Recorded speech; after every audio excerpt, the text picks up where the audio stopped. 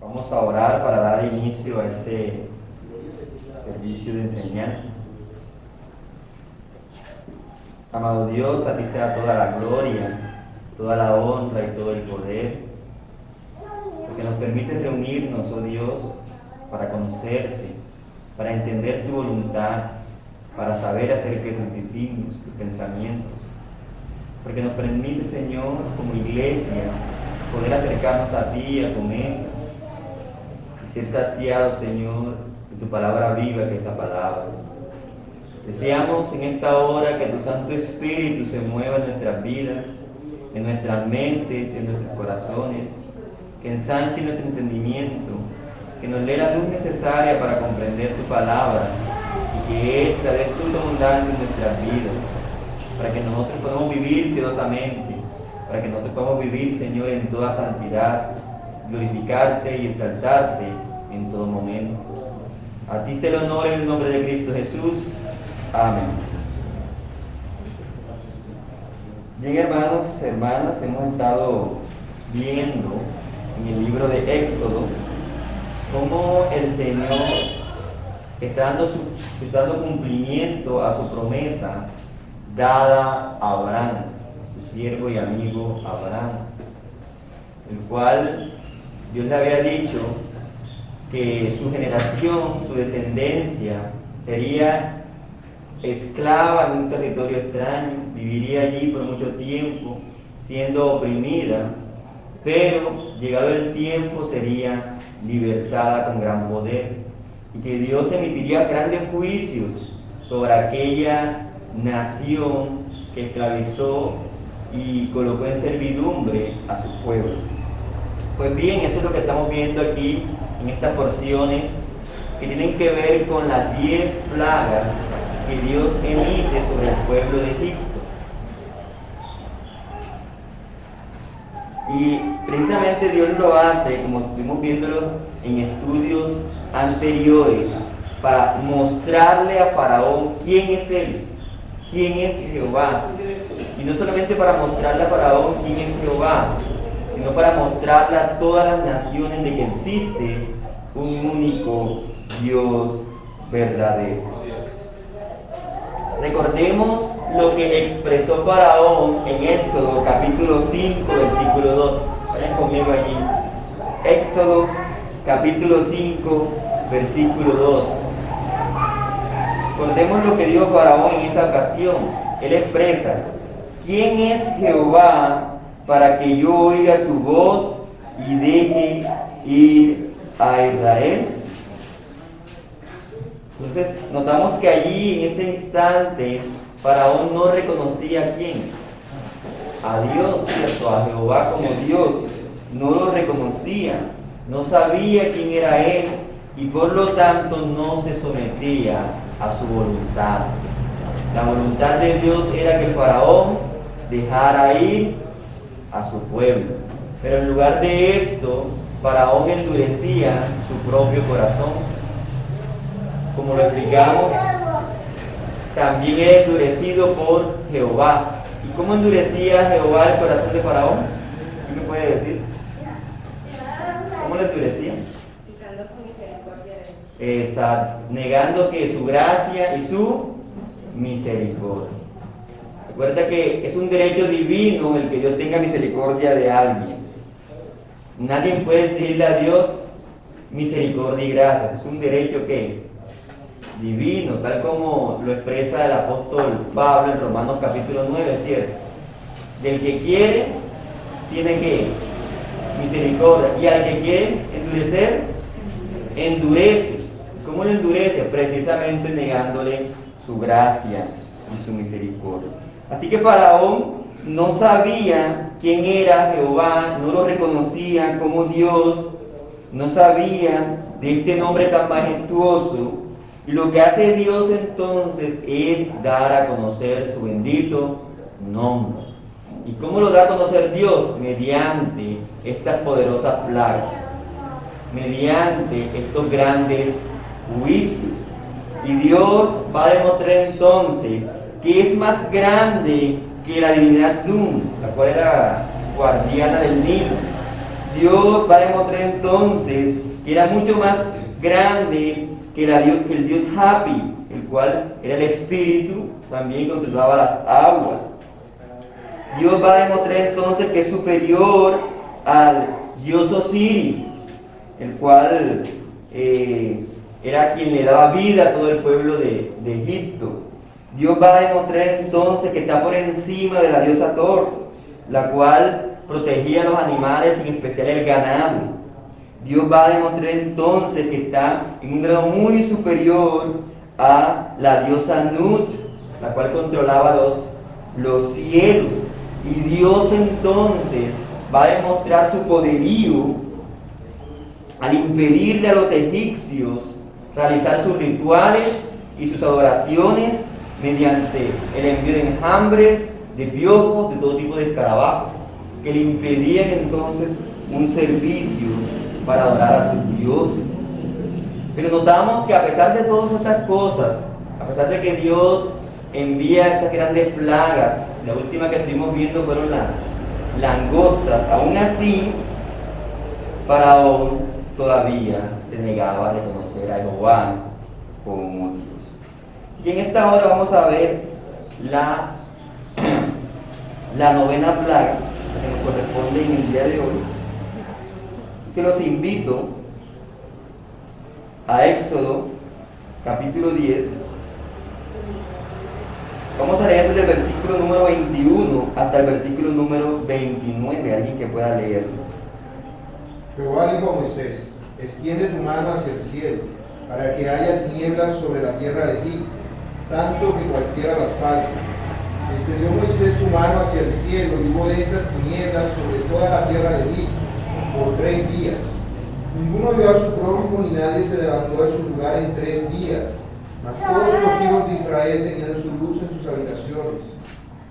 Entonces Faraón hizo llamar a Moisés y dijo: id, servid a Jehová, solamente queden vuestras ovejas y vuestras vacas, vayan también vuestros niños con vosotros. Y Moisés respondió: tú también nos darás sacrificios y holocaustos que sacrifiquemos para Jehová nuestro Dios. Nuestros ganados irán también con nosotros, no quedará ninguna pezuña, porque de ellos hemos de tomar para servir a Jehová nuestro Dios. Y no sabemos con qué hemos de servir a Jehová hasta que lleguemos allá. Pero Jehová endureció el corazón de Faraón y no quiso dejarlos ir. Y les dijo Faraón: retírate de mí, guárdate que no veas más mi rostro, porque en cualquier día que vienes mi rostro me verás. Y Moisés respondió: bien has dicho, no veré más tu rostro. Amén. Bien, notamos algo interesante en esta porción de la Escritura, sobre todo si la comparamos con el resto de las plagas.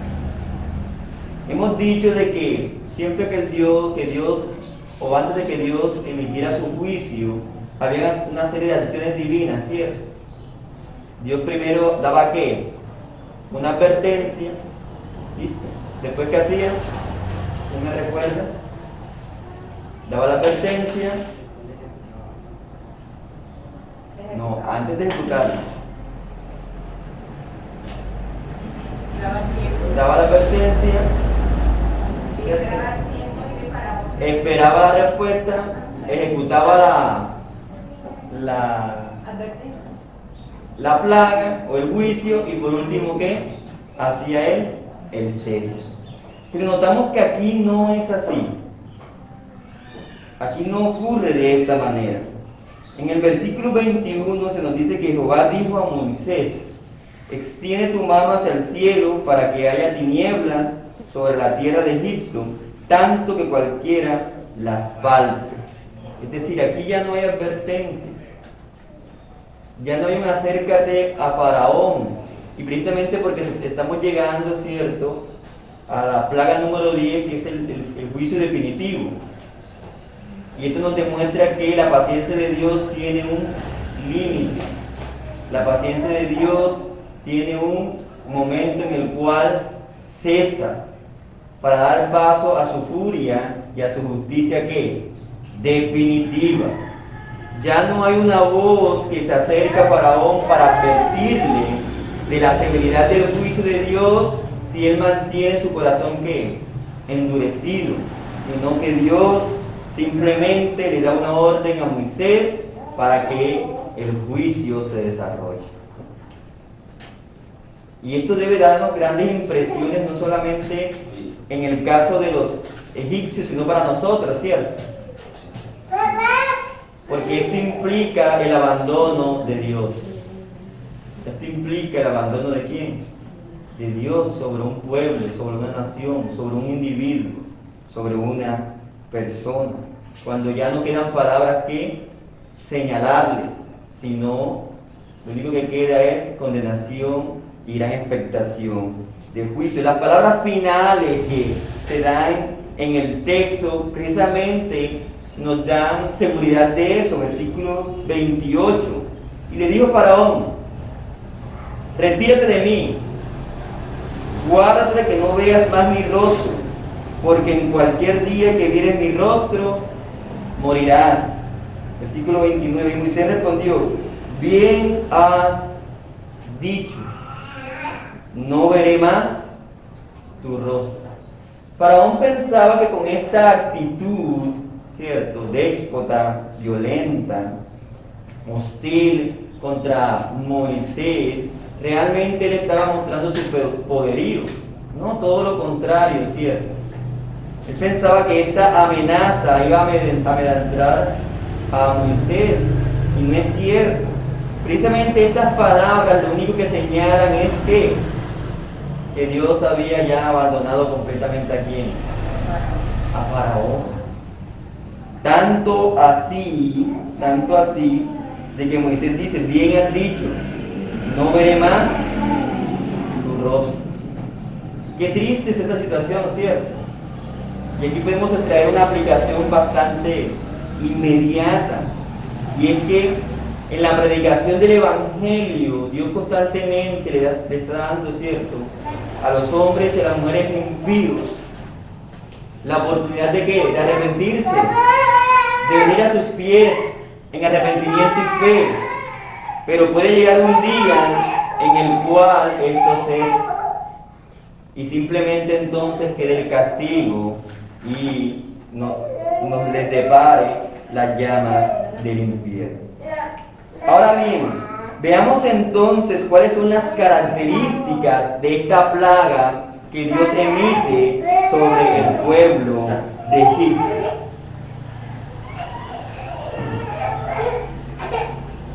Vamos a ver entonces algunas de las características de esta plaga. Veremos en primera instancia su naturaleza. ¿Cuál es la naturaleza de esta plaga?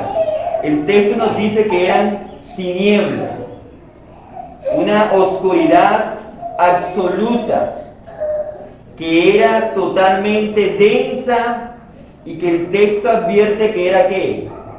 Palpable. Fíjense esa oscuridad. ¿Usted alguna vez ha palpado la oscuridad? ¿La ha sentido? ¿La ha atrapado? ¿La ha tocado? Bueno, seguramente cuando uno se levanta muy temprano, ¿cierto?, y ve descender la neblina, si la neblina es muy espesa, ¿cierto?, llega a tal punto en que uno llega a sentirla, ¿cierto? Y yo en una ocasión, me recuerdo, estando en una zona que era bastante fría, la neblina era tal que cuando cayó no se veía absolutamente qué. Bueno, aquí no nos está hablando de una neblina, sino está hablando de qué, de una oscuridad, porque eso significa la palabra qué, tiniebla, de una completa ausencia de luz, total ausencia de luz, a tal punto que solamente queda un vacío alrededor que se puede sentir, se puede ¿qué? Palpar. Y no hay algo que genere más temor en el corazón del hombre que la oscuridad. Es más, a ese el hombre compara, ¿cierto?, los momentos en los cuales el hombre tiene tristeza, tiene miedo, tiene dolor, ¿cómo los compara? Con la oscuridad, ¿cierto? Cuando siente miedo, eso siempre lo llama ¿qué? Oscuridad, tinieblas. Y esto es lo que Dios trae sobre el pueblo de Egipto. Unas tinieblas que dice el texto jamás se habían visto. Es decir, no era una oscuridad normal. No era una oscuridad normal. Era tal la magnitud de estas tinieblas que era imposible distinguir al prójimo más cerca, a la persona más cerca de nosotros. Así se describe entonces la naturaleza de esta plaga. Ahora recordemos lo que dice 1 Juan capítulo 1 versículo 5. Vayamos allí. 1 Juan capítulo 1 versículo 5. ¿Alguien que lo pueda leer?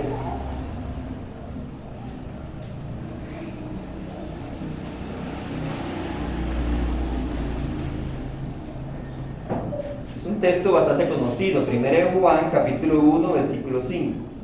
Este es el mensaje que hemos oído de él y os anunciamos. Dios es luz y no hay ningunas tinieblas en él. ¿Qué es Dios? Luz. ¿Y qué no hay en Dios? Tiniebla. Es decir, que uno de los juicios que denotan que la presencia de Dios se ha apartado por completo de alguien o de un pueblo es cuando lo sumerge en ¿qué? En tinieblas. En tinieblas. Porque alguien preguntará, ¿cierto? Piense lo siguiente, y debemos nosotros entender esto, sobre todo el resultado. Alguien preguntará, bueno, ¿y en qué les afectó esto a los egipcios? Piense un momento en eso. Y ahorita le daremos respuesta a esa pregunta. Así que entendemos entonces que esta es la naturaleza de esta plaga. Ahora, ¿cuál fue su extensión? ¿Hasta dónde llegaron estas tinieblas? ¿Cuál fue el territorio que abarcaron? Bueno, el texto nos dice muy claramente, ¿cierto? En el versículo 21, para que haya tinieblas sobre la tierra ¿de dónde? Todo, así como pasó con las langostas, ¿se acuerdan? La magnitud de las langostas era tal que ocuparon todo el suelo del pueblo de Egipto. Todo el suelo se llenó ¿de qué? De langostas. Imagínense la cantidad de langostas. Bueno, aquí se nos está diciendo que la extensión de esta plaga ocupó todo el territorio de Egipto. No hubo un lugar en Egipto en el cual ¿qué? Hubiera luz, a excepción de uno, como lo veremos más adelante. Pero todo el territorio del pueblo del faraón quedó en total ¿qué? Oscuridad. ¿Y cuál fue la duración de estas tinieblas? 3 días. Esa fue la duración. Y aún así, hermanos, miren esto, para que Dios siga. Sabemos que la paciencia de Dios, ¿cierto? Va llegando a un punto en que toma su ¿qué? Su límite. Pero aún así Dios da cierta ¿qué? Gracia. Puso un término a estas tinieblas. No pasarían de durar ¿qué? 3 días. 3 días eran suficientes para mostrar Dios la severidad contra el pueblo de Egipto. Y vimos entonces los efectos que trae esta plaga sobre el pueblo de Egipto. Versículo 23. Ninguno vio a su prójimo, ni nadie se levantó de su lugar en 3 días.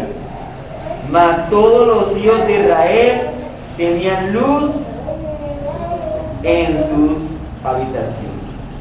Fíjense que las tinieblas eran tales y el poder del juicio de Dios se hizo notorio sobre Egipto, de que Dios no permitió que ni siquiera las luces artificiales funcionaran. Aquí no simplemente era de que había ausencia de sol, luz solar o luz lunar o cualquier tipo de luz natural, no. Ninguna luz artificial tampoco que servía, ni velas, ni lámparas, ni ninguna otra cosa que el hombre pudiese crear como fuego para dar ¿qué? Luz. Todo debía estar en absoluta oscuridad. Los egipcios no tenían entonces en qué apoyarse para darle un poco de luz a sus ojos. Todo era densas tinieblas. Y fue tal, o era tal la oscuridad que había, que dice el texto, que ninguno vio a quién, a su prójimo, y todo se mantuvo en total quietud. Nadie se atrevía entonces a levantarse, a salir de su hogar, a hacer sus tareas, sus labores, sus oficios. Todos estaban ¿qué? Quietos en sus lugares, como esperando, ¿cierto? Ahora, ¿y esto a qué se debe? A estar quieto, sin levantarse, como dice aquí en el versículo 23, durante 3 días en un lugar. ¿Qué significa? Que el temor lo sobrecogió. El temor que lo sobrecogía. Ahora, me imagino que pensaron en la pregunta que le hice anterior. ¿Cómo lo afectaba entonces esta plaga de tinieblas? ¿Cómo lo afectaba? Ay, no pueden comer. ¿Cómo lo afectaba? Porque uno dice, ¿cierto?, que los juicios de Dios han ido, ¿cierto?, aumentando, ¿cierto? Pero hay veces que uno lee esta tiniebla y dice, bueno, pero no fue más severa la langosta. No fue más perjudicial el granizo. No los golpeó más y los incomodó más la rana. Entonces, ¿cómo los afecta gravemente el hecho de tener tinieblas por 3 días? No hay comunión.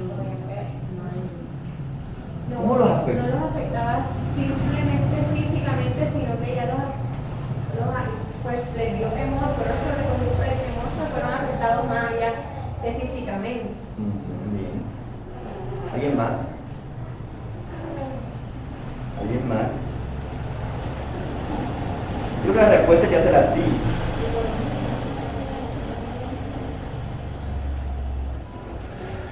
La respuesta ya se la había dicho.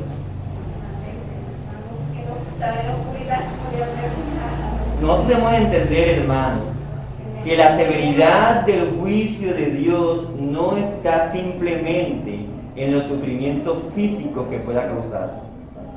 Nosotros debemos entender eso. En los sufrimientos físicos que pueda causar. La mayor desgracia que pueda llegar al corazón humano es que le falte la luz del Dios de todo universo. La mayor tragedia que puede llegar a la vida de una persona es que ya Dios no tenga ningún tipo de misericordia y gracia sobre él. Y entonces lo entregue a las tinieblas. Como dice Creto, al crujir de dientes, lo eche ¿dónde? Afuera. Fuera de su presencia. Fuera de su plenitud, fuera de su grandeza, fuera de su gloria. Y puede que ellos en este momento pudiesen comer, pudiesen estar ahí quietos y su vida preservada, incluso ser felices en medio de esa ¿qué? Oscuridad. Pero eso no significa que no están recibiendo el gran juicio divino. Y esto nos trae una gran aplicación a nosotros, porque a veces pensamos, y inclusive es una creencia muy común en nuestro tiempo, que cuando las personas no creen el cristianismo o pasan un tiempo en cristianismo y luego se van, les va a ir totalmente mal. No, a veces no. A veces le va bien en esta vida. A veces prosperan, hermanos. Tienen muchas cosas. Tienen muchas, ¿qué? Alegrías. Les va bien en sus negocios. Sus hijos crecen sanos. La enfermedad no los toca. Tienen buenos empleos. Nunca tienen crisis económicas. Están sanos y rebosantes. Gorditos. Les va bien, pero en oscuridad. En densas tinieblas. Sin la presencia de Dios. En un gran juicio divino. No nos creamos, hermanos, que porque Dios no envía sufrimientos físicos a una vida, no la abandonamos. Porque puede ser que esa vida esté en unas tinieblas que totalmente lo faltan. Que totalmente lo faltan. Así que eso es lo que notamos aquí. No tenían luz. Pero fíjense lo contrario a los hijos de Israel. Y noten la expresión que toma el texto aquí. Mas todos los hijos de Israel. No dice, mas todos los israelitas, los hijos de Israel, los que tienen a Dios como Padre. Porque ciertamente dice Santiago que Dios es el Padre de ¿qué? De las luces.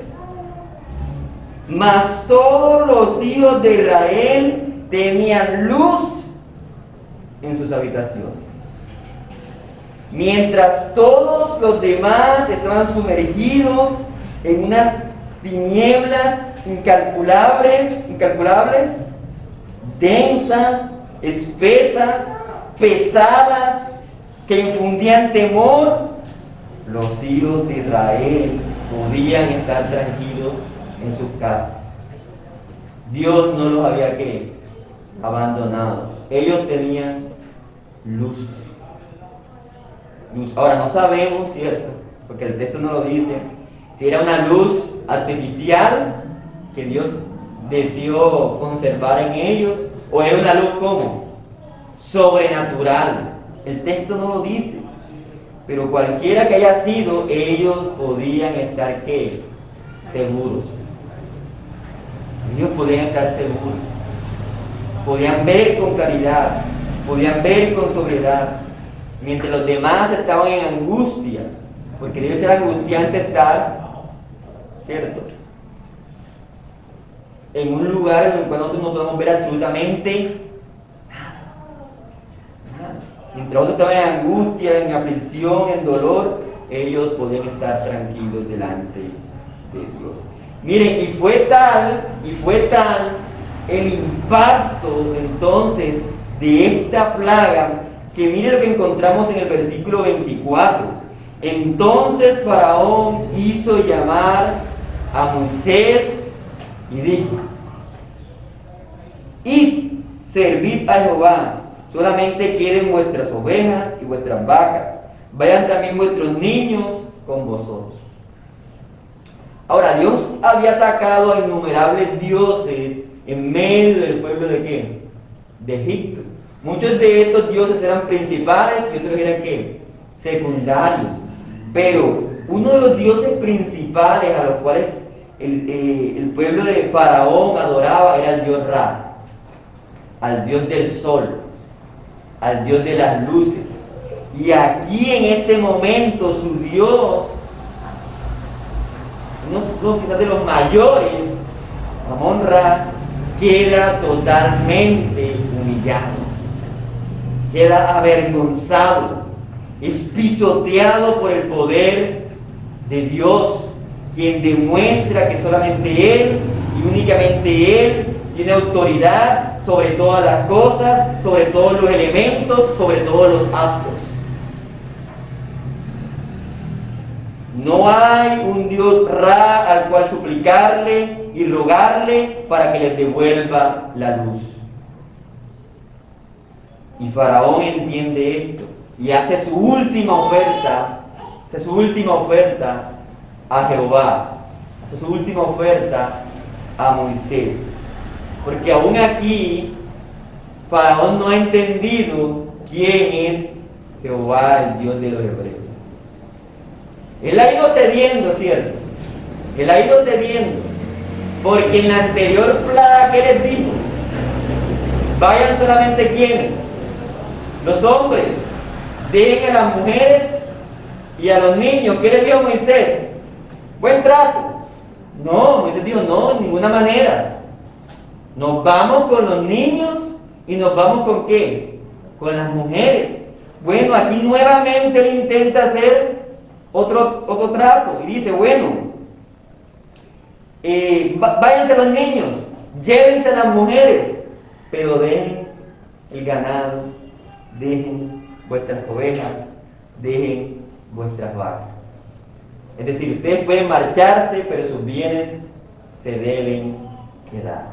Ese es el negocio que les propone a medida de comercio, ¿cierto? ¿Y qué respondió Moisés? Versículo 25. Y Moisés respondió, tú también nos darás sacrificios y holocaustos que sacrifiquemos para Jehová nuestro Dios. Nuestros ganados irán también con nosotros. No quedará ni una pezuña, porque de ellos hemos de tomar para servir a Jehová nuestro Dios. Y no sabemos con qué hemos de servir a Jehová hasta que lleguemos allá. ¿Le concedió Moisés este trato a Faraón? No, de ningún modo, ¿cierto? De ninguna manera. Aquí la orden era absoluta.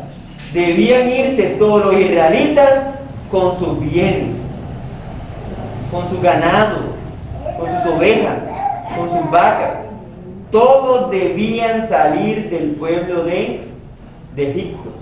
Todos. Porque ellos iban a adorar a Jehová su Dios. E iban a realizar sacrificios solemnes a él. Pero Faraón seguía endurecido. Seguía con esta obstinación de perseguir su pecado y de no dejar ir al pueblo de Israel. No quiso entonces que este pueblo se fuera con sus bienes, porque en parte él quería retenerlos,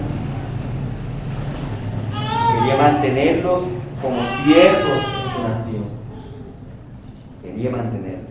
Hermanos, y eso también trae otra aplicación para nuestras vidas en cuanto a la adoración a Dios. Como pueblo de Dios debemos adorar a Dios con todo lo que somos, pero también con todo lo que tenemos. Fíjense eso. Debemos adorar a Dios con todo lo que somos, con nuestro carácter, nuestras emociones, nuestros sentimientos, nuestros afectos, nuestros pensamientos, nuestras disposiciones, nuestros actos, nuestra manera de hablar, nuestra manera de vestirnos. Pero también debemos honrar y servir a Dios ¿con qué? Con todo lo que tenemos. La forma en que administramos nuestra economía, la forma en que desarrollamos nuestros bienes, la forma en que adquirimos todas estas cosas debemos dar a quién? A Dios. No son menos, sino que completan todo el paquete que sirve para adorarle y bendecir. Y bendecir. Y el versículo 27 entonces es contundente y definitivo.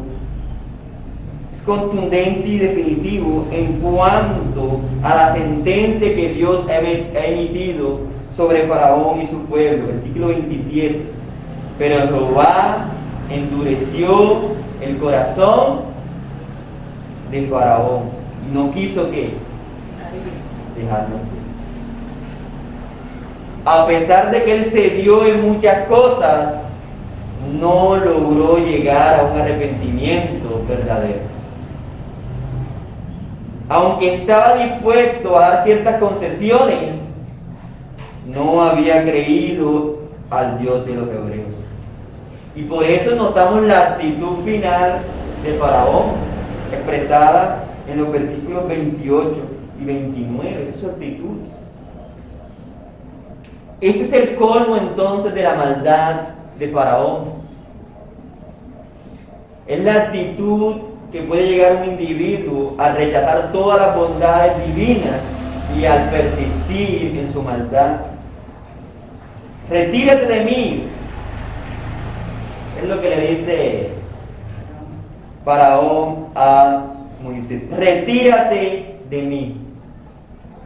Dios quiera que ninguno de nosotros pueda decir estas palabras, le pueda decir estas palabras a un siervo de Dios o a Dios mismo. Retírate de mí. Son las palabras más nefastas que un ser humano pueda dirigirle al Dios de toda la gloria. Retírate de mí. Es lo que expresa Faraón, ¿cierto?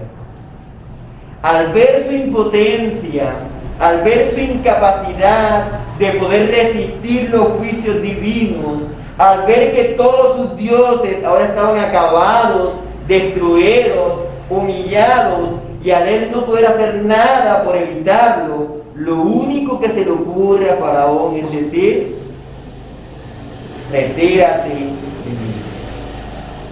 Vemos aquí un hombre que enojado, un hombre que enfurecido, un hombre cuyo pecado lo ha llevado a tal punto que lo único que piensa que puede hacer es quitarle la vida al mensajero. Porque eso es lo que dice, ¿cierto? Retírate de mí, guárdate que no veas más mi rostro, porque en cualquier día que viere mi rostro, morirás. Y esta es la actitud, hermano, de muchos a los cuales se les predica el Evangelio. Sobre todo aquellos que se les insiste, ¿cierto? Y se les insiste, y se les insiste, y se les insiste. Retírate de mí. Porque en mi corazón quisiera que quitarte la vida. Bueno, en otros países realmente sí se las quitan. Nosotros tenemos gran misericordia de vivir en un país donde por lo menos eso no es habitual que suceda.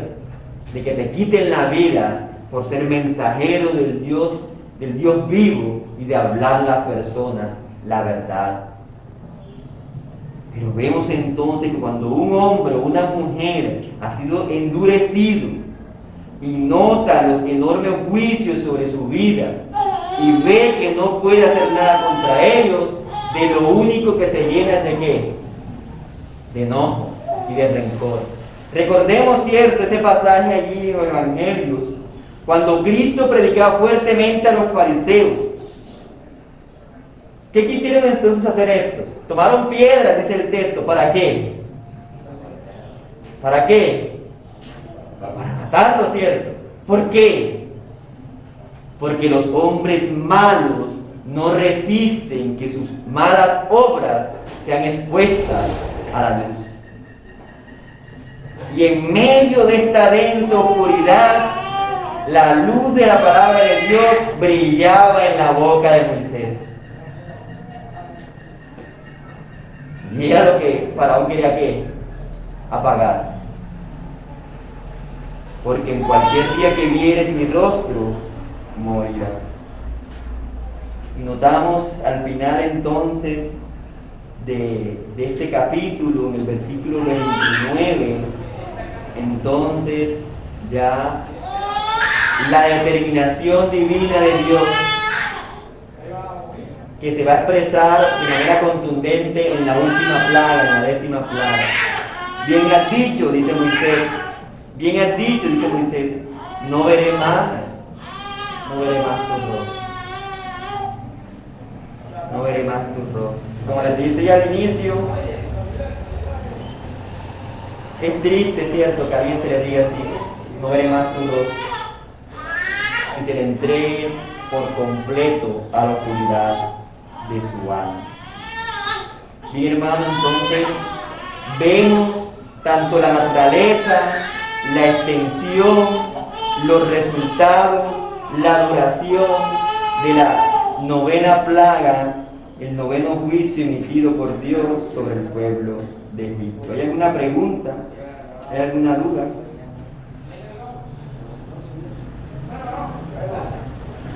¿Alguien quiere aportar algo?